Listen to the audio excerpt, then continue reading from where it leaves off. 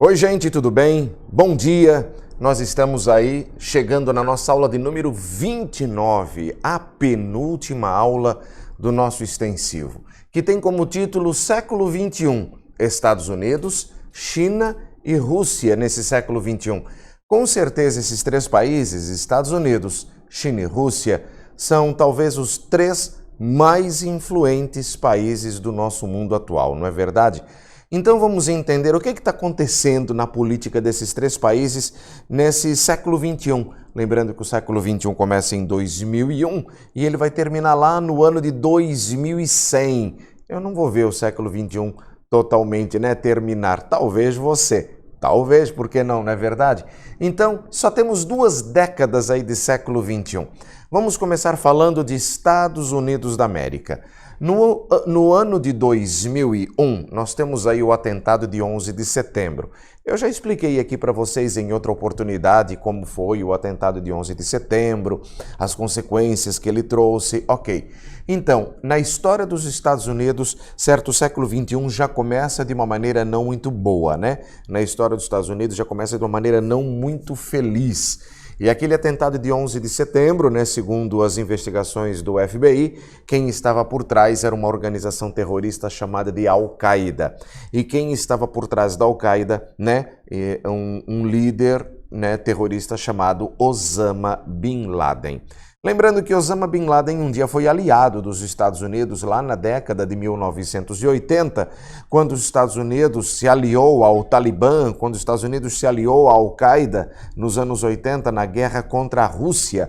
A Rússia tinha invadido o Afeganistão, a Rússia tinha feito do Afeganistão um país socialista lá no finalzinho da Guerra Fria, e os Estados Unidos armaram Osama Bin Laden, armaram a Al-Qaeda para que eles botassem os russos para fora do Afeganistão.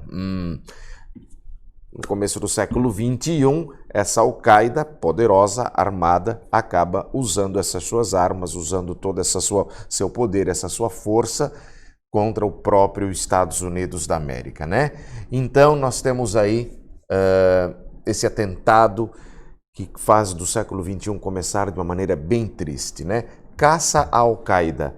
E onde estava a Al-Qaeda? Lá no Afeganistão. Quem era o presidente dos Estados Unidos nesse momento? Era George W. Bush, E Bush teve apoio da população dos Estados Unidos para fazer essa guerra contra o terror? Bush teve apoio, sim. Depois daquele atentado terrorista de 11 de setembro, vamos lembrar que a população americana, a população estadunidense bate no peito e diz: presidente Bush, estamos com o senhor na guerra contra o terror. Tanto que Bush foi facilmente reeleito no ano de 2004. Já o segundo mandato do presidente Bush foi uma catástrofe, Porque a guerra contra o terror que o presidente Bush faz no Afeganistão não teve sucesso e a guerra que ele faz contra o Iraque teve consequências horríveis também para os Estados Unidos. E a economia dos Estados Unidos, foi para quase a bancarrota. No ano de 2008, nós temos nos Estados Unidos da América uma crise econômica em que o país esteve morrendo de medo de viver o mesmo pesadelo que viveu lá em 1929. Em 1929, os Estados Unidos faliram, Os Estados Unidos quebraram em 1929. Você lembra por quê? A quebra da Bolsa de Valores de Nova York, As ações na Bolsa de Valores subiram demais e depois desabaram, E muitos empresários, muitas empresas quebraram nos Estados Unidos. Você pode dizer no vestibular que em 1929 os Estados Unidos faliram. E naquele momento nenhum país passou na frente dos Estados Unidos, porque quando quebra o país número 1 do mundo, o mundo quebra junto. Em 2008, certo, a questão não foram as ações na Bolsa de Valores. A crise do ano de 2008 está relacionada à questão imobiliária. Os imóveis nos Estados Unidos começaram a subir de preço, subir, só que eles saem do patamar real e eles vão ganhando valores, preços a um patamar completamente surreal, fora da realidade. E os bancos, dos Estados Unidos emprestavam dinheiro às pessoas para comprar casas, apartamentos, etc, etc, etc. Pensando, se o cidadão não der conta de pagar o financiamento, o banco toma o imóvel e pronto, o valor dos imóveis era grande. Mas de uma hora para outra o que acontece? O valor dos imóveis começa a cair. E junto com isso vem uma grande recessão econômica. Os trabalhadores nos Estados Unidos não davam conta de pagar os seus financiamentos habitacionais. O banco tomava os imóveis das pessoas. Só que quando o banco lá nos Estados Unidos tomava o imóvel do cidadão, o imóvel valia bem menos do que o valor que o banco havia emprestado. Os bancos estavam praticamente quebrando nos Estados Unidos. Os Estados Unidos, em 2008, se viu realmente numa situação muito parecida com aquela de 1929. Bem nesse momento, Barack Obama estava sendo eleito presidente dos Estados Unidos e o que ele faz, né? Ele vai pegar dinheiro, né, do governo americano para injetar nessas empresas privadas. O governo dos Estados Unidos passa a comprar ações de um monte de bancos e seguradoras que estavam falindo, que estavam quebrando, e se esses bancos quebrassem, o governo quebraria junto. O problema é que Obama não tinha todo o dinheiro que precisava para saldar, né, essa tempestade financeira. E por que Obama não tinha todo o dinheiro necessário? Porque o presidente antecessor, George W. Bush, tinha torrado 2/3 de toda a reserva do Tesouro dos Estados Unidos nas guerras contra o terror. Olha, foi complicado. Obama, presidente dos Estados Unidos, o primeiro presidente negro da história dos Estados Unidos, então teve um governo de 2 mandatos e esse governo de 2 mandatos foi marcado por algumas coisas.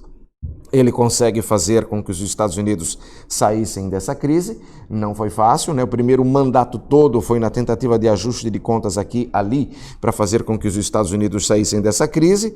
Obama também cria um primeiro sistema de saúde pública da história dos Estados Unidos. Você sabe que nos Estados Unidos não existe SUS, né? No Brasil nós temos o SUS, ok?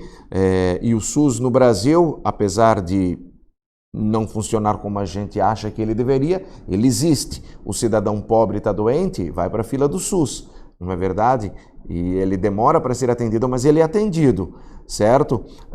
Claro que algumas pessoas que estão na emergência brasileira até morrem na fila, mas o SUS existe. Nos Estados Unidos não existe SUS. Então, nos Estados Unidos, toda a saúde é privada. Ou o cidadão paga, ou ele não tem atendimento, certo? Assim funciona. E o presidente Obama criou o primeiro sistema de saúde pública da história dos Estados Unidos, que foi apelidado na época de Obamacare, né? O Obamacare, certo? Também o presidente Barack Obama, ele cria, né, o primeiro acordo climático. Os Estados Unidos, a potência número 1 do planeta Terra, é o segundo mais poluente país do mundo. Então, muitas conferências da ONU foram organizadas com o objetivo, né, de fazer com que os países poluíssem menos, e todo mundo discutindo lá, mas nunca estiveram presentes nessas discussões os Estados Unidos e a China. China é o país que mais polui o mundo. Estados Unidos é o segundo país que mais polui o mundo. Agora, os Estados Unidos diziam, para a gente reduzir a quantidade de gases poluentes, significa que as nossas indústrias vão ter que produzir menos. Os Estados Unidos não queria produzir menos porque não queria ganhar menos. Então, o presidente Obama é o primeiro presidente da história dos Estados Unidos a olhar para a ONU e dizer, tá bom, nós vamos entrar no acordo climático. O presidente Obama prometeu, nos anos que viriam pela frente, né, reduzir em 20% os gases poluentes que os Estados Unidos lançam na atmosfera. Viva presidente Obama, né? Mas lembrando que depois o Trump cancela tudo isso, tá certo? Muito bem, nós vamos ter aqui a guerra ao terrorismo. Apesar de a guerra contra o terror, né, lá no Afeganistão não tinha caçado Bin Laden, e aqui nessa guerra contra o terrorismo, que continuava existindo no governo do presidente Obama, Bin Laden é caçado, né? O maior inimigo dos Estados Unidos é preso, certo? Embora não exista nenhuma imagem de Osama Bin Laden morto, certo? Preso, ele foi preso, depois ele foi executado, né? Não existem imagens disso. Qualquer imagem na internet de Bin Laden morto, se você procurar, é fake, tá certo? Também o presidente Obama fez o que aí? Uma reaproximação dos Estados Unidos com Cuba. Desde o ano de 1962, Cuba e Estados Unidos são países inimigos, né? E o presidente Obama entrou em contato com o governo de Cuba, ali que estava nas mãos de Raul Castro, irmão do Fidel Castro, e os dois presidentes estavam dialogando, certo? E um diálogo estava realmente acontecendo e parecia que Cuba ia dar alguns sinais de abertura, mas 2017 chegou, fim do mandato do presidente Obama, e o seu sucessor eleito não era um democrata como ele, era um republicano, Donald Trump. E quando Donald Trump assumiu, ele dizia: não tem papo com Cuba, não vamos dialogar com Cuba. Então toda essa aproximação que os Estados Unidos e Cuba estavam fazendo, né? Você sabe que Cuba foi expulsa da Organização dos Estados Americanos lá em 1962 e ainda hoje Cuba continua expulsa da OEA, Organização dos Estados Americanos. Muito bem. E Donald Trump, né, diz: não quero diálogo com Cuba, e tudo volta a estaca zero como era lá em 1962. Assume Donald Trump o comando dos Estados Unidos da América. No governo de Donald Trump, né? Primeiro que ele é um presidente extremamente polêmico nos Estados Unidos. O cidadão americano ou ama de paixão Donald Trump ou odeia Donald Trump, né? Ele faz uma política extremamente conservadora, né? Quando candidato a presidente dos Estados Unidos, ele fazia uma série de discursos com tons racistas, ele fazia uma série de discursos com tons homofóbicos, e quando ele acaba se tornando presidente dos Estados Unidos, de certa forma acaba se legitimando dentro dos Estados Unidos a voz de tantos e tantos cidadãos estadunidenses racistas e homofóbicos. Tanto que o governo Trump é marcado por uma onda de manifestações, né, de uma população contra a homossexualidade, né, e também uma série de atos racistas, e o povo americano hoje está dividido, né? Aqueles que são a favor e contra Donald Trump estão nas ruas, né, de algumas formas, como manifestações contra o racismo. Você sabe que em 2020 nós vamos ter George Floyd, um negro assassinado pela polícia, né, morreu asfixiado. Depois nós vamos ter Breonna Taylor, né, uma moça que era estudante de enfermagem que morreu com 20 e tantos tiros dentro de casa, e a população dos Estados Unidos foi às ruas fazendo discursos contra o racismo, e todo esse discurso contra o racismo acaba sendo aí um nocaute, né, no governo do presidente Donald Trump, que tendo uma reeleição, né? Ainda hoje, lembrando que eu estou gravando a aula no dia 28 de outubro. Eu não sei que dia que você está assistindo a sua aula aí. Eu estou aqui, para mim hoje é 28 de outubro. Quando eu estava saindo de casa hoje, certo? Você que vai estar agora numa outra data, vai estar inteirado disso, mas hoje, 28 de outubro, mais um negro foi assassinado nos Estados Unidos e acendeu hoje, 28 de outubro, novos protestos contra o racismo nos Estados Unidos. Eu nem sei o nome dessa pessoa, que eu estava de passagem na frente da televisão, mas já vou me inteirar de tudo isso também. Nessa data que você está aí, você já sabe, né, quem era o nome da pessoa, você já sabe todas as confusões que nas ruas dos Estados Unidos acabam acontecendo entre aqueles que são a favor e contra o governo de Donald Trump. Fique ligado, é um tema muito possível de aparecer nos vestibulares, essa questão racial no mundo, em especial nos Estados Unidos, né? Ele extingue o Obamacare, certo? O povo dos Estados Unidos não tem acesso de forma gratuita à saúde, né, no país. Ou o cara tem dinheiro ou morre, né? Depois nós somos terceiro mundo, gente. Eu fico assim, passado com essas coisas. Claro que somos terceiro mundo, mas eu não entendo como que a potência número 1 do planeta Terra deixa pessoas morrendo por falta de atendimento médico. Isso não me entra. É só a potência número 1, né? Mas as características sociais desse país... pelo amor de Deus, nada contra o povo dos Estados Unidos, tudo contra esse governo dos Estados Unidos, sempre digo isso.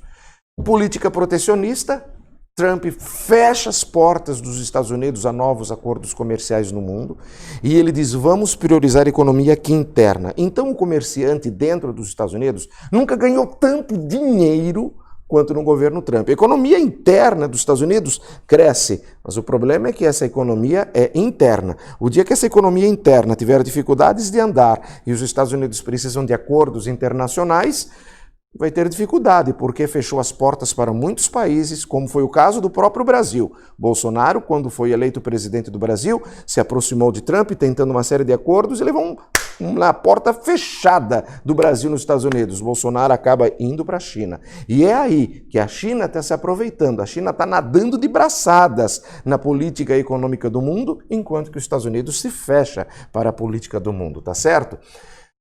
Guerra comercial com a China, que é isso que eu acabei de dizer, concentração, né, de produção de energias fósseis. Trump ele não está preocupado com a produção de energias renováveis, né? Ele investe em petróleo, tá certo? Né? Ele anda na contramão do mundo que busca sustentabilidade, certo? Produzindo petróleo, né? As energias fósseis são realmente prioridade do governo Trump no que se refere à produção de energias. Como eu falei, já rompeu o diálogo com Cuba e os protestos contra o racismo, ele tenta a reeleição, mas vamos ver, né? O que vai dar nessas eleições nos Estados Unidos. Embora tenha muita rejeição o presidente Trump, mas ele também tem apoio de uma boa parcela da sociedade estadunidense. Então, isso que eu acabei de dizer resume o que é esse país chamado Estados Unidos da América nessas 2 primeiras décadas do século XXI. Tem tanta década desse século XXI ainda, né? Como vai ser os Estados Unidos em 2080? Como vai ser o Brasil em 2080? A história vai acontecendo, isso é interessante, né? Vamos para o lado de lá do quadro agora. Agora a gente vai falar da China. Vamos falar da China, gente. Muito bem. A China está sendo governada por um presidente famoso chamado Xi Jinping. Xi Jinping é eleito o ser humano mais influente no planeta Terra nesse começo do século XXI. A pessoa com maior poder de influência no mundo, considerado hoje, ele, Xi Jinping, né? Sobretudo quando passa ele a construir a chamada Nova Rota da Seda. Né, o professor Josemiro, acho que fala para vocês nas aulas de geografia sobre a Nova Rota da Seda. E o que é essa Nova Rota da Seda? Vamos entender que lá no passado existia uma Rota da Seda, né, onde os chineses faziam comércio desse tecido feito de seda, né, o bicho da seda famoso tal. Mas hoje, o que é a Nova Rota da Seda? São investimentos maciços que a China está fazendo na política mundial. Então, investimentos em infraestrutura. Então, dentro da África, construção de portos, construção de aeroportos, construção de rodovias, construção de ferrovias, claro, tudo para escoar a produção industrial, né, e comercial dos chineses. Então, portos, os chineses investem, claro, o porto lá do país tal, que é feito com dinheiro da China, a China se torna sócia daquele porto. Aeroporto do país tal, construído com dinheiro da China, a China se torna sócia daquele aeroporto. Então a China, enquanto os Estados Unidos, com o governo Donald Trump, né, fecha as portas a um comércio internacional, é aquilo que eu estou dizendo para vocês, a China está nadando de braçadas nessa política mundial. Então, há quem diga que a China, que é hoje a segunda maior economia do planeta Terra, tende a ser daqui a pouco talvez a economia número 1. E eu digo para vocês, até me preocupa, né? Também, caso a China seja a economia número 1. Não vejo isso com simpatias. Ruim o imperialismo dos Estados Unidos, talvez pior o imperialismo chinês. Você sabe que a China é uma nação ditatorial, certo? Em que lá as pessoas não têm direito à liberdade de expressão. A China cresce do ponto de vista econômico, mas a China é o país que mais executa pessoas por pena de morte no mundo. É uma média de 10 executados por dia. Eu falei 10 pessoas executadas por dia. Os executados por pena de morte na China, eles são fuzilados. Lá não tem cadeira elétrica, lá não tem injeção letal, lá não tem enforcamento, é fuzilamento. E por que um chinês é levado à pena de morte? O chinês estuprou? Pena de morte. O chinês assassinou? Pena de morte. Mas Os critérios também são meio estranhos. Foi flagrado no bolso do garoto da China um baseado, certo? Pena de morte. Então não tem muitos critérios. Então a China nada de braçadas na economia mundial, nessa nova rota da seda, fazendo grandes investimentos, né?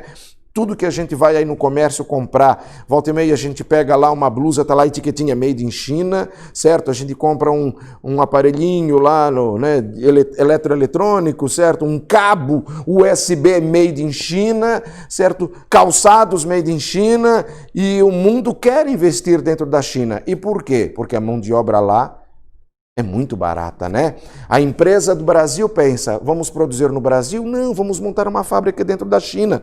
Lá os trabalhadores não têm 13º, lá a mulher não tem licença maternidade, lá eles não têm férias remuneradas, por isso que a mão de obra é tão baixinha, fácil de produzir, muita mão de obra e mão de obra barata. E vamos vender no mundo todo.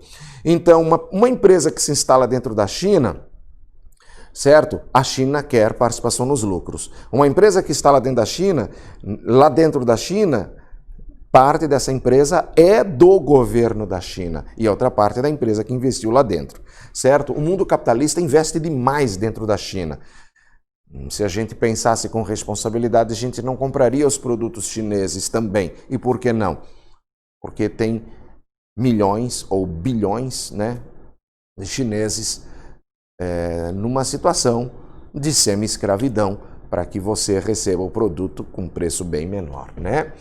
No ano de 2018, o parlamento da China aprovou eleições indefinidas para o presidente Xi Jinping. Para o presidente Xi Jinping, não é eleições indefinidas para todo mundo, né? Enquanto Xi Jinping estiver vivo e ele quer se candidatar a presidente, ele for eleito, ele vai ser eleito e reeleito e reeleito. Mesmo porque só tem um partido na China, que é o Partido Comunista Chinês, né?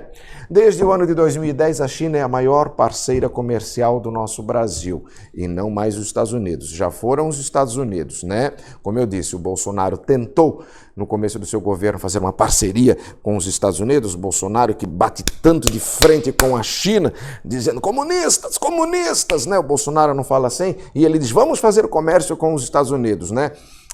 Mas o Donald Trump meio que cagou na cabeça do Bolsonaro e diz, não, nós vamos fazer um comércio aqui dentro da nossa casa, dentro do nosso Estados Unidos. Aí o Bolsonaro ficou chupando o dedo e acabou correndo para os braços da China de novo. A China agora está produzindo aí a vacina contra, né, o coronavírus, e o Bolsonaro está dizendo que não vai comprar vacinas da China. Isso é perigoso, porque o Brasil está cheio de acordos comerciais com os chineses e as consequências podem ser grandes, né? Enquanto os Estados Unidos abandona compromissos internacionais, a China cresce e defende tratados de comércio internacional. Já falei isso para vocês. E para terminarmos a nossa aula, temos aí a Rússia, gente, né? A Rússia, o maior país do mundo em extensão territorial. A Rússia, que lá em 1917 transformou-se num país comunista, socialista, né? A Rússia, que depois da Primeira Guerra Mundial somou-se com outros paizinhos, formando a União das Repúblicas Socialistas Soviéticas. A Rússia, que fez toda uma frente, né, na Guerra Fria contra os Estados Unidos. Esse socialismo da União Soviética, da Rússia, entrou em colapso na década de 1980 com o presidente Mikhail Gorbachev que implantou nos anos 80 perestroika, a glasnost, né? E aí temos a Rússia a partir do ano de 1999 sendo governada por um homem chamado Vladimir Putin, que é um dos mais importantes políticos do mundo atual, né? Vladimir Putin, que está no poder na Rússia desde 1999 até os dias atuais. Ora, Vladimir Putin é o presidente da Rússia. Quando termina o mandato dele, alguém é eleito. E geralmente esse alguém que é eleito é um cara chamado Dmitry Medvedev, né? Dmitry Medvedev é meio braço direito do Vladimir Putin. Alguns dizem que é um marionete do Vladimir Putin, porque quando diz a lei russa Vladimir Putin, agora você não pode ser presidente, você já foi. Então, Dmitry Medvedev é eleito presidente da Rússia e Dmitry Medvedev acaba chamando Putin para ser o primeiro-ministro. Então, Putin sempre está no poder da Rússia desde 1999 até hoje, ora como presidente, ora como primeiro-ministro. E quando Medvedev é o presidente, quem manda mesmo é o Putin. Desde 1999 até os dias atuais, na Rússia, quem manda é Vladimir Putin. Puxa, muitos dizem que há corrupção nessas eleições, que ele não teria condições de ser eleito e reeleito tantas e tantas vezes, sabe-se lá, não é verdade? Mas ele tem, o Putin, apoio de uma boa parcela da população, porque ele consegue fazer uma economia estável dentro da Rússia, né? Depois que a Rússia saiu do bloco socialista, a economia ficou numa situação complicada, a transição do socialismo para o capitalismo, e ele consegue fazer uma estabilidade econômica.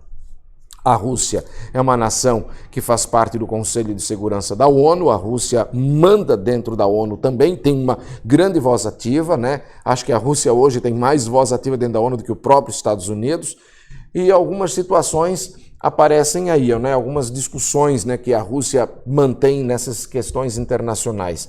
A questão da Crimeia, vamos lembrar que Crimeia é uma parte de um país chamado Ucrânia. Você lembra que um dia houve uma união das repúblicas socialistas soviéticas e um dia essa União Soviética deixou de existir. Uma dessas repúblicas que formavam a União Soviética chamava-se de Ucrânia. A Crimeia fica num país chamado Ucrânia. Mas a população da Crimeia, que são russos que vivem lá na Ucrânia, bateram o pé no chão e disseram: não, a gente não quer mais ser Ucrânia, a gente quer ser Rússia. É como se de repente o povo de Santa Catarina bater o pé no chão e dissesse assim: a gente não quer mais ser Brasil, a gente quer ser Argentina. Exemplo. Né? Aí pensa que o povo de Santa Catarina tira dos mastros a bandeira do Brasil e bota a bandeira da Argentina, certo? Não pode fazer isso, mas foi isso que a população da Crimeia fez. Simplesmente tirou a bandeira, né, da Ucrânia, do mastro, e botou uma bandeira da Rússia. E aí o Vladimir Putin pega o exército da Rússia, bota lá dentro da Crimeia dizendo: se eles querem ser Rússia, vão ser Rússia. Né? Mas tem uma outra província chamada Bielorrússia que quer se separar e ele não deixa. Então, quando alguém quer ser Rússia, pode ser. Quando alguém não quer ser Rússia, aí ele não aceita, né? A Bielorrússia não quer ser Rússia. Nós temos aí, né, a Chechênia não quer ser Rússia, tem um movimento separatista, aí ele bate de frente. Mas quando alguém quer ser Rússia, opa, eles têm que ser respeitados, diz o presidente Putin. Ô, presidente Putin, as pessoas têm que ser respeitadas, na sua opinião? Então por que a Chechênia não tem o direito de se separar, já que a opinião deles também devem ser respeitadas? Guerra da Síria. Guerra da Síria eu vou falar com vocês na nossa próxima aula, que é a nossa aula de número 30, os porquês da Guerra da Síria. E na Guerra da Síria aparece lá um país chamado Estados Unidos da América e aparece também um país chamado Rússia. Rússia e Estados Unidos aparecem em lados opostos nessa Guerra da Síria. Quer saber por que? Não perca a aula de número 30. Irã é um país inimigo dos Estados Unidos. Turquia é um país que não gosta dos Estados Unidos, mas fazem aliança com a Rússia, né? O Putin geralmente procura fazer alianças com países que têm dificuldade de diálogo com os Estados Unidos da América, tá certo, gente? É aquela coisa, né? São os resquícios da Guerra Fria. Rússia não é mais um país socialista, não tem mais Guerra Fria, mas os americanos não vão com a cara dos russos e os russos não vão com a cara dos americanos, né? São as sequelas que a Guerra Fria deixou na história aí. Muito bem, queridos, falamos dos Estados Unidos, falamos da China e falamos da Rússia nesse século XXI, certo? Espero que essa aula tenha sido proveitosa para você. Qualquer dúvida, eu estou à sua disposição. Beijo, tchau.